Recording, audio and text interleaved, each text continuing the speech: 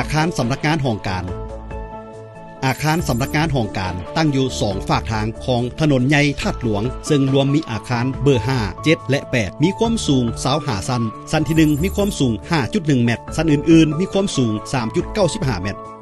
แผ่นผังอาคารเป็นรูป4แจแต่ละชั้นได้แบ่งออกเป็น6หัวหน่วยสำนักงานห้องการในนั้นมี4พื้นที่สำนักงานห้องการใหญ่แม่นจัดสรรอยู่2ฝากของส่วนอาคารมีขนาดความกว้าง 20.8 เมตรลึก 17.2 เมตรประกอบมีห้องน้ำติดในจากระเบียงทางยางมีประตูเข้าสำนักงานห้องการที่เป็นแก้วบานเรือนอัตโนมัติ2บานและอีก2พื้นที่สำนักงานห้องการขนาดน้อยแม่นอยู่โซนด้านกลางของอาคารมีขนาดความกว้าง9 เมตรและลึก 10.7 เมตรมีการออกแบบประตูเข้าห้องการที่เป็นแก้วบานเรือนอัตโนมัติ1บานพื้นที่ห้องการแม่นอ้อมรอบไปด้วยระเบียงลมและคูหนานดอกไม้เป็นพื้นที่โล่งเปิดกว้างและมีชีวิตชีวาส่วนสีเขียวแนวตั้งและสากแก้วได้ประสานช่วยตื้มเต็มซึ่งกันและกันเฮ็ดให้อาคารมีภาพลักษณ์ที่ซื่อตรงสง่างามและโดดเด่นเป็นพิเศษห้องโถงทางเข้าของอาคารมีความสูงถึง9 เมตรซึ่งเป็นห้องโอ้โถงกว้างขวางและมีความหรูหราสง่างามห้องโถงประกอบมีลิฟต์บริการ6เครื่องและลิฟต์สำหรับป้องกันอัคคีภัย